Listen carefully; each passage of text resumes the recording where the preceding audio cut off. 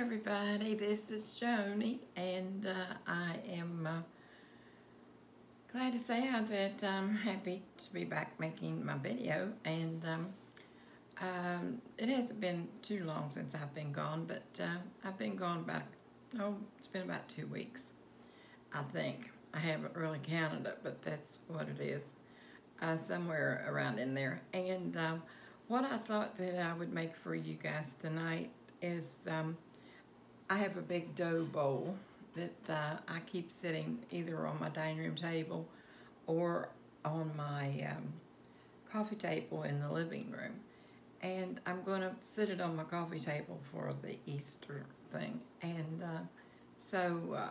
I've got my things that will raise them up. And this one in the middle here, it's got a red top, so I think I'm going to have trouble trying to disguise that, but I hope I won't. I hope I can get it covered up, and at least I'm going to give it, as the saying is, the old college try. And then I have the lantern in the center of it, and then I'm going to have a bunny on either side of the lantern, and then the floral and everything around the outside. And I've gone ahead and cut a bunch of things somewhat in the length that I think that I will need them. That way I won't have to mess around spending a lot of time cutting them. And I'm going to just go ahead, except this one thing, I'm going to have to cut it because I thought that I might need this to build up the bottom part even more, since I'm going to have that black, not black, but red thing there to try to disguise. I tried to put a thing over the top of it, but it didn't work very well. And I thought that I had things like that. Well, I do have some columns, but they were too tall, I thought. So they're probably about, they're about that height, but maybe half inch or so larger. And it's just a little, I don't know, I was afraid of the stone and the bunnies right beside it. I was afraid that their ear or their foot or something might touch that stone and it would break more easily if it touches this thing here. It's just a tin thing that I have on there. And I've never used it for anything. I just use it to elevate things. But oh, how you like my new glasses? These are not new. These are some old glasses that I had. And I found those in one of my things that I always kept on my bed. So when I was doing my crossword puzzles or when I was reading or whatever, I had my glasses there on the bed with me. So I found those, and they were stuck in a piece of, one of these things like you buy at Walmart and everything, too, one of these containers. And I had taken a lot of stuff and put it in there, and I just had these over the side, hanging over the side with the, by one of the ear things. And I looked at that and I thought, I wonder how well I can see with those, because I can't find any more in my strength that I use. And I don't know why they think people don't need them in the 3.50. And because believe me, I can tell them I do, and I figure there's a lot more people just like me. But so I pulled these out and put them on, and gracious, looked pretty good. So I thought, well, I can read with them. So that's the main thing, you know. If you can look through there and see instructions and things like that, and which medication you're taking, that's always important. But I have, they have found one thing, finally, that they think is causing me a lot of my problems. And everything else is coming back normal, normal, normal. And the doctor just keeps looking at me like, I don't know about this woman, I'm telling you, I just don't know about her. But she doesn't know how hard I work trying to take vitamins and I was going to tell you about vitamins too, what you guys should be taking if you're not. Along with my tea, I'm all over the place tonight. You can tell I haven't been on here for a while. Probiotics. Get you some probiotics and start taking them if you're not allergic to them or anything, and I don't know why you would be, because I'm allergic to about everything in the country, just about. And I take them. So they, if you don't know what they are, I figure most of you do. You're probably more advanced than I am on it. But just in case you're not, they put natural, what do you call it? Bacteria in your bowels. And that they say that that is where the main part of our body really starts taking care of the rest of the body is in your bowels. And I was having terrible with that diverticulosis. And I went on the green tea and the probiotics. And I had forgotten about the probiotics when I was telling you about the green tea. And then I was thinking one day, and I thought, well, great day in the morning. I didn't tell them about the probiotics. And I try to tell you all everything that I think will be of help to you, because I know what it's like to be out there and be sick and trying to find something to help you, and you can't get any help from anywhere. So I was like that for a lot of years, and a lot of years I have not been able to eat anything. Now, you can't tell by looking at me, because I ate what I couldn't eat were the good things for me, like nuts and fiber, your breads and things like that.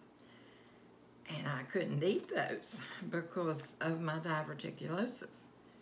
And, but what I couldn't eat, I made up for and things that were not good for me, like sugar and desserts with the sugar and all such things. And not good for me, but I did it, and that's why I'm in the trouble I'm in right now with my weight. So I'm gonna try to hide this. I'm thinking I'm not doing a very good job though.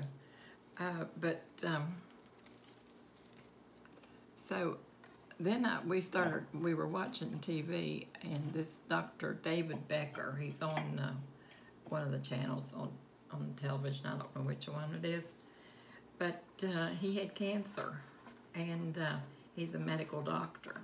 And when he had cancer, he started doing a lot of research to find out what vitamins and minerals and everything he should be taking. And so he went from there straight on to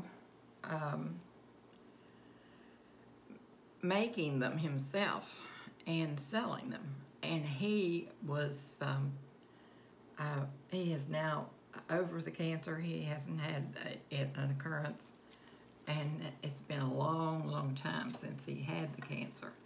And he said that it was all through what he did with the vitamins and the minerals. And I know my sister, she lived until she was 93 years old. And she knew everything that there was about nutrients, vitamins, and minerals. She took the minerals just as much as she took the vitamins.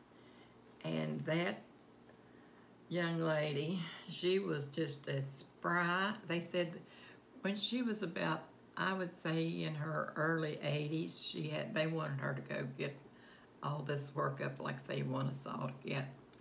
So she went to get all this stuff performed and everything, her blood tests and cholesterol and all that stuff.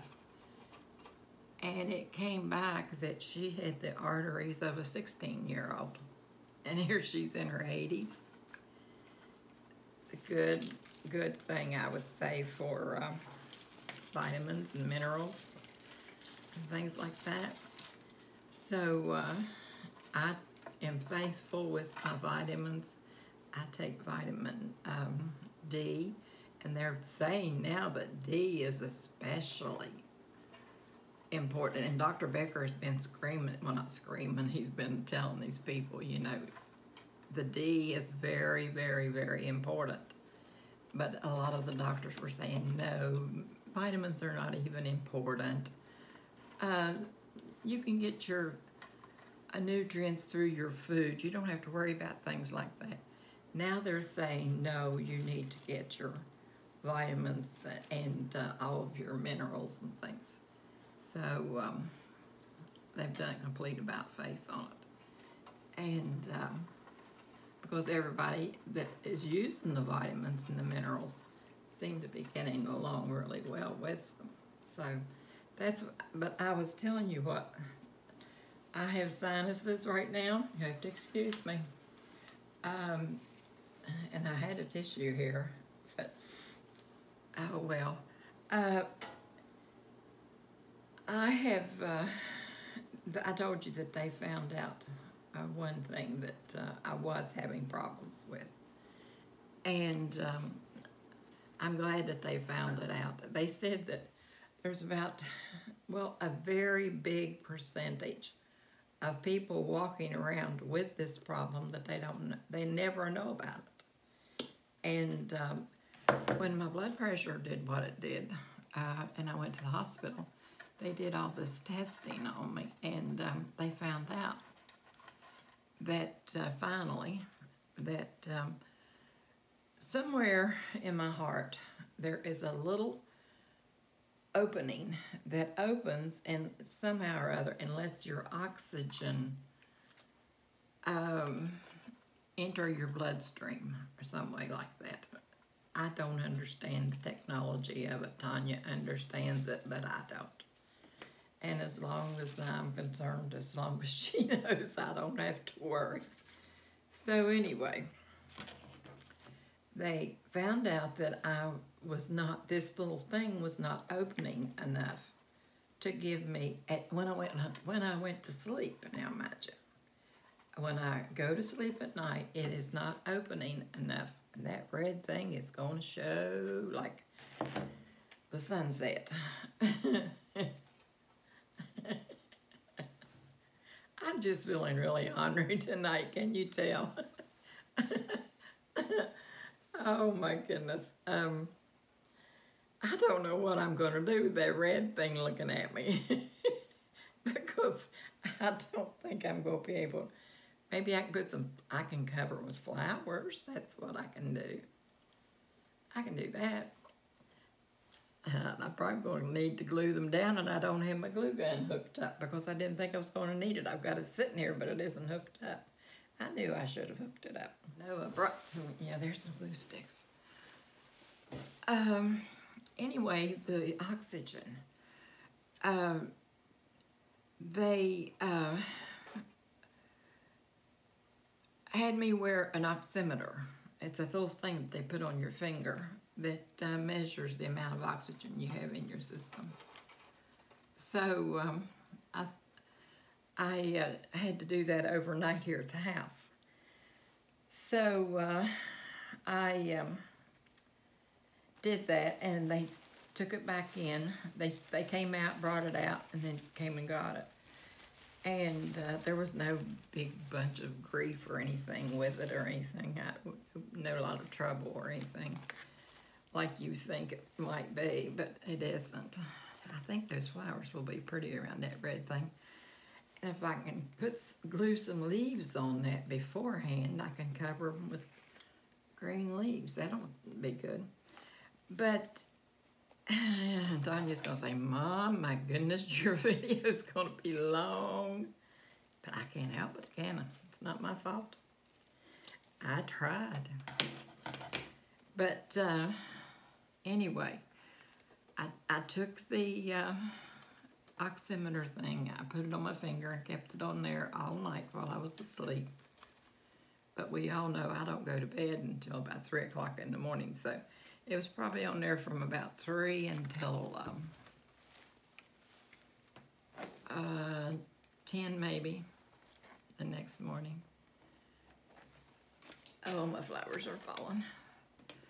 And then I took it and I called them, and they came and got it and took it back and ran testings on it and everything. And that's where they found out that my oxygen was dipping when I would go to sleep. And I didn't know it. And they said that it was causing me to be lethargic, which I was. And I think that's why I'm feeling so much better now, and I'm acting so ornery and everything. I'm feeling better, but they said it will make you feel lethargic, it will make you forgetful, it will make you have all of these problems that you think that it's all because of your age, when it isn't. It's because you're not getting enough oxygen. And I guess that scuba divers would know about that. And we know what happens to them if they don't have enough oxygen. Ouch, that is hot. I always tell Tanya, get a spatula. But my spatula is in my bedroom. Not my bedroom, my studio. Anyway, so they called me, and I had just gone to the doctor and reported everything was fine. They hadn't found any problems at all, any of the other doctors she had been sending me to. So we leave her office and we're going to go shopping and we're going to have all this fun. And they call and said that one of the other doctors had ordered that I start taking oxygen at night. And I thought, oh my gosh, no, not that. And so they said, you can come on over and get it now, and he wants you to take it home with you and start using it tonight. So we went over and got it, and I came home and began using it that night. And first night I didn't notice any difference. I just, same as usual. Second night, same thing. Third night, same thing. And the fourth night, I went to sleep. And there was no thrashing around, or, well, I never thrash around, but in other words, there was no watching TV or watching YouTube, because I was sleepy, and that's very unusual for me. I have gotten used to being up until 3, 4, 5 o'clock in the morning. And so I went to, I slept until 10 o'clock, bless your heart. And that just, I didn't know what to think about that, because that's very unusual for me. And the next night, it was the same thing. So now every night I still go to bed late, but at least while I'm in bed, I am sleeping, and I guess that oxygen is entering my brain, and it's making me feel better. Tanya says she can tell a world of difference in me, and she is thrilled beyond words, because she is telling such a difference in me. And so I'm thrilled that I am feeling better, that's for sure, because I was feeling pretty rotten there for a good long while. And you keep going to the doctor and going to the doctor, and they don't do you any good. But I guess it just takes them a while to run down, especially on me, what was going on. Now, I've cut these leaves to suit myself, and they still look just like a, I don't know if you can see that or not, a pretty leaf. And so in the meantime, then I'm getting more, my train of thought is better. My personality is much better. I was talking to Tanya today, and I got up this morning, and I came in here in the kitchen, and I've had this sitting here on my table, my kitchen table, for probably a week. I just couldn't get myself to come in here and make it. And I would even get dressed and sit in there dressed until about 2 or 3 o'clock in the morning. And I just could not get myself to come in here and make the video. And I told her, I said, I don't know what in the world is going on. This is before we found out about the oxygen. And so she said, well, she said, if you can't do it, just don't worry about it. She said, just don't worry about it. That's the main thing. So then I got all that oxygen and everything and found out. And so I got up this morning and I thought, I'm going to go make the video. And I hadn't even had my shower. I still had my pajamas on. And I looked a fright. Now, that's just all there is to it. I looked totally frightful. And I came in here and I sat down and I thought, I can't make a video. I wasn't going to show myself. I was just going to show this. And I thought, I can't make a video. Even though I'm not dressed and they can't see me, I can't make a video like that. I've got to get dressed. So I was sitting here and I started laughing. I had to start laughing because I thought of what Tanya says all the time and everything in her videos. You all have even commented on her saying it. She'll say, now, this would cost you a lot of money if you would go somewhere and buy this. And I was sitting here and I thought, I'll just tell them that if they were to see what I had, how I looked, it would cost them a lot of money. And they would be willing to pay it to see just what I look like.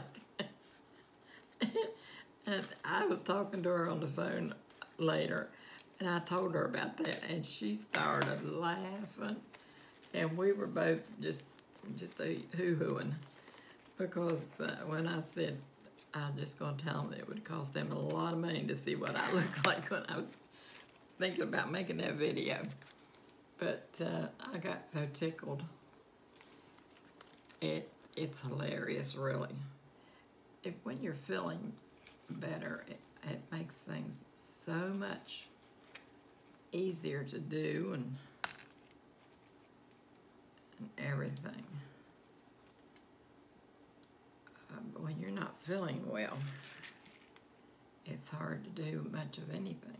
I think that one is missing a center piece. Well, those little guys are going to be pretty well covered up right through there.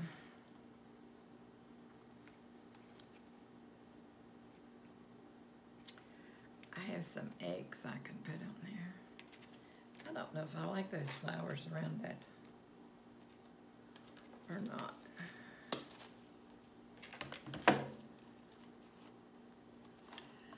I would turn it around and let you guys see if it might help me too to look at the back of this. I've got so many things on this table, it's hard to turn it around to show you what's oh dear, I have a lot of work on the back of this. It's a good thing I did turn it around.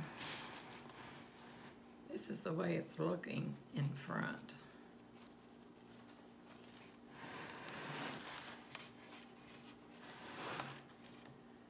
Yeah, it's a good thing that I turned it around. I think that Tanya inherited a lot of her crafting ability from her grandmother. My mother could make anything she wanted to make. She could, and she never had any lessons or anything. She could sew anything she wanted to sew. She could crochet. She could embroider, cross stitch. She could, what else? She made quilts. She canned food. She did everything. And cook, oh my goodness, she was a good cook. People would come from far and wide to get her food to eat. And she would do cake decorating, and she had never had any formal lessons or any lessons, period, from anyone. And she just started making her own icing, and she would take that icing and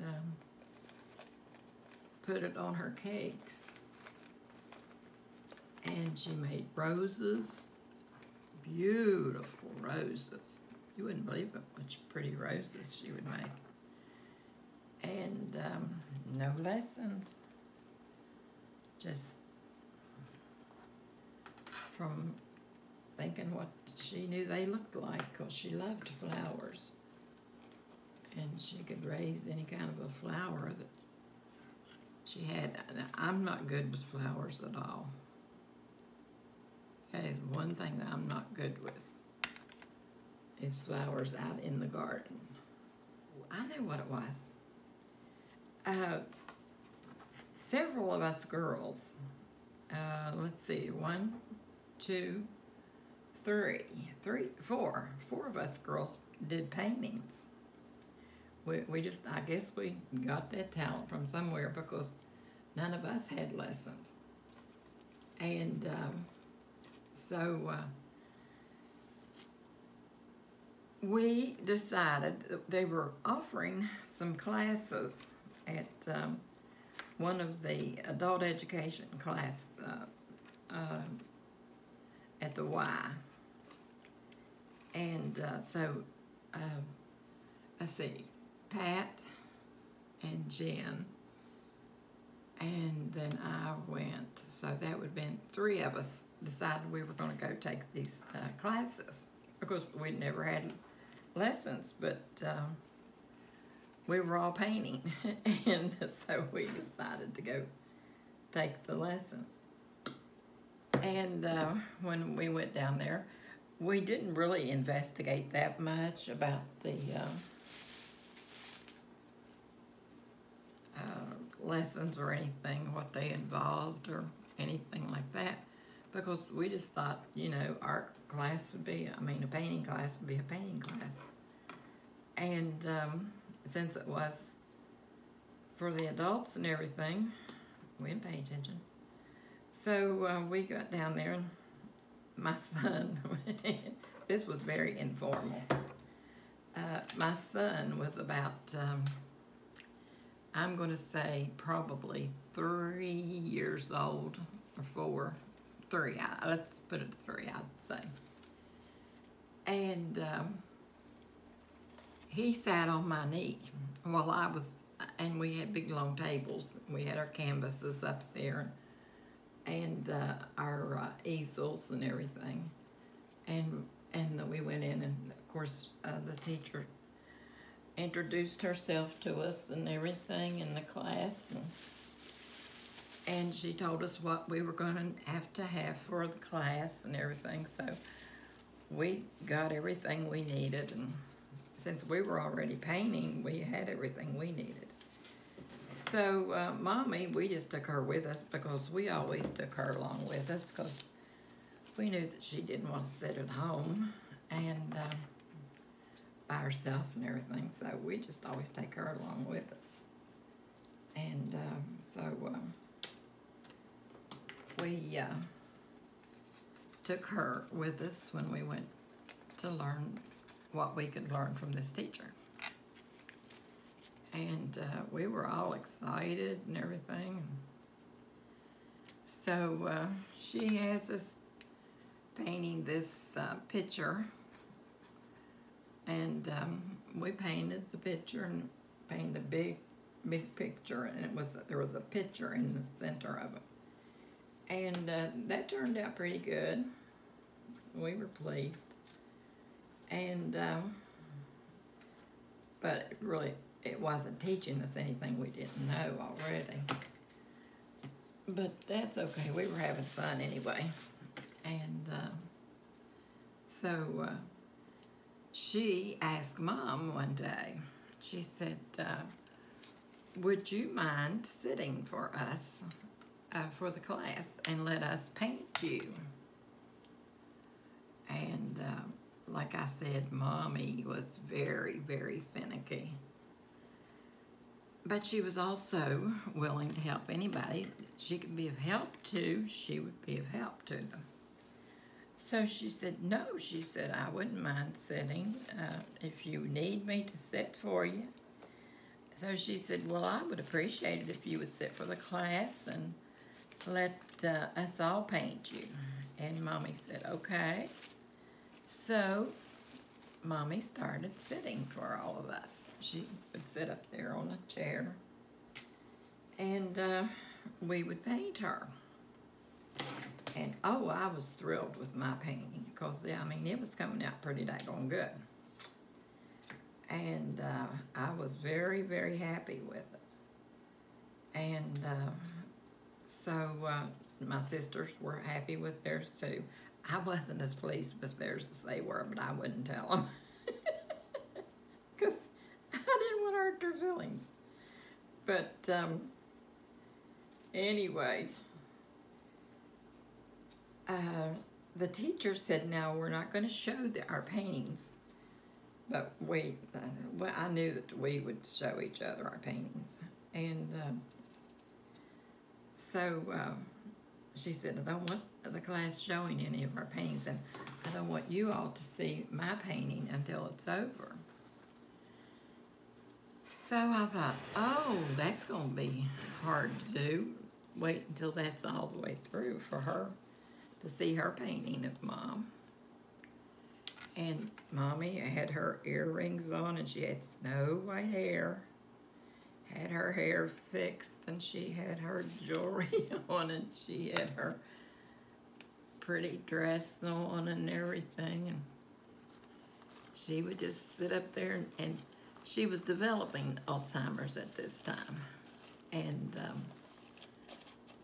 so she wasn't quite as quick-witted as what she always was. And so she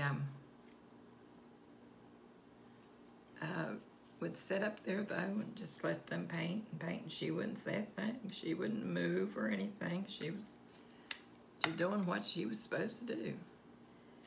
And I started thinking one day, I thought, I'd like to see what that woman is doing with Mom's painting. I'd like to see what she's painting Mommy like, because I'm anxious to see what her interpretation of Mom would be. I'm always the inquisitive one, I guess. Well, they were inquisitive too, but I don't think that they were as inquisitive as I was. And anyway, I started talking about it to them, and I said, I think that we ought to try to see what she is making Mom look like in her painting. And so they said, well, we could always just come in and look at it when she's out to lunch. So I said, we could. I said, we could just walk by, because after all, she doesn't cover it. And we wouldn't have to touch it or anything, just walk by it. So we came in one day, and by this time, Mommy somehow or other had gotten it in her head that they were going to take her portrait and publish it in the paper, in the daily newspaper.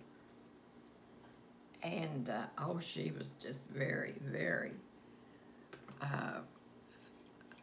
happy about that, because she thought that that would be something to have your picture published in the newspaper. So it made her even happier to pose and everything. And she sat there for about 3 or 4 days, I would say, sittings. And they lasted for about 2 to 3 hours each one. And I told the girls, I said, I don't see that this woman is teaching us anything. I said, I don't know about you guys, but I said, I'm not learning anything. I said, I knew everything that I know right now when I came in here.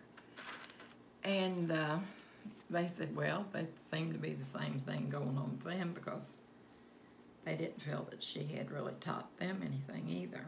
So we went up and we looked at Mommy's picture. And when I saw that picture, I could not believe it. I mean, it really, in one way, it upset me really bad. And in another way, it was just that I was almost in denial that such a thing would actually happen. Come to find out, now they had not told us when we signed up for the class or anything like that, but this woman was an abstract painter.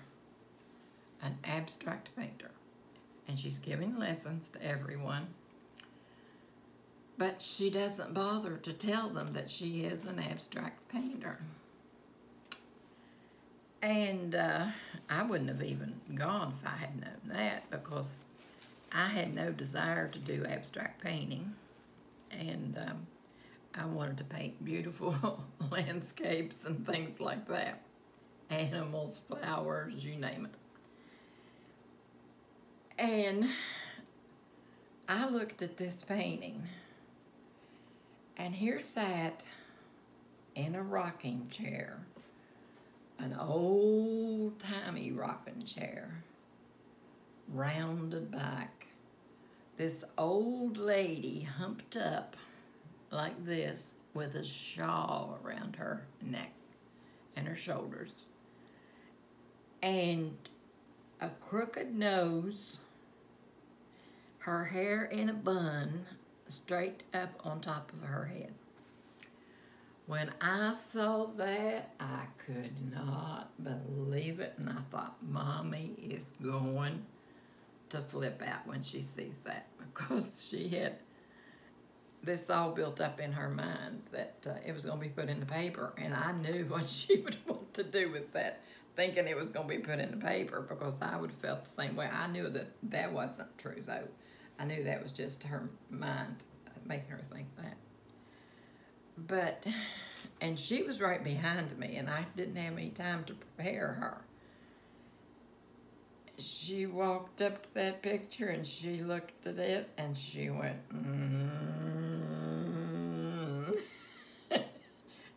You might have caught me sleeping one time, but you'll not catch me the next. That's what she said. There, of course, there was no one sitting there. The lady didn't hear her or anything, but that's what Mommy said. You may have caught me sleeping one time, but you won't the next. And she just walked off, and she did not sit another time. And I think that the woman got the drift of how we felt about the painting. And because she sort of acted a little strange, and it wasn't right, because Mommy looked nothing like that, and we should have been told that she was an abstract painter, and we would have known. We didn't want to take the program and all this and everything, but it didn't go that way. And poor Mommy, she was totally, I mean, she was just very, very angry. She didn't say anything to the lady. She just said it. And now, if she'd been sitting there when Mom first saw that thing, she would have heard exactly what Mom said. But she got the idea when she walked back in and Mom was not in her seat in front of the class. And the rest of the class didn't know what to think about it either, because we told them, I said, just go up and take a look at Mom's picture, because they loved her. They thought she was such a sweet lady. And they went up and looked, and they just shook their head, because she had been sitting up there not moving and all that stuff for all that time. And then have, it's just nothing. And I just got, it really upset me, but there was nothing to be done about it. But I was thrilled with my painting, and everybody that saw my painting thought that it looked exactly like Mommy, except they said that it looked about 10 years younger than she did, than what she was. And I found out that when you are painting someone that you love, you paint them about 10 years younger than they are, because you want to think of them as being younger than what they are. I would go about 14 years without painting, and then I would paint. And then I'd go about 14 years and paint again. But I'd usually paint about 3 paintings at the same time, you know, in the same period of time. And, well, I think, other than this wire sticking out here, now I'm not going to put a ribbon on that lantern, because I don't want one on it, because I think there's enough going on down at the bottom of it, unless I might just tie a little piece of ribbon, but I don't want to make a bow. But I am going to make those 2 bows that I promised and Pat that I would make. And I'll probably be doing that within the next few days, hopefully. Because I have a couple more things that I want to make. Now, I'll probably take pictures of this in the morning, because I can't see my clock. I would say, is getting pretty late. Now, I have some of these already broken. I hate to break these. But we do what we have to do.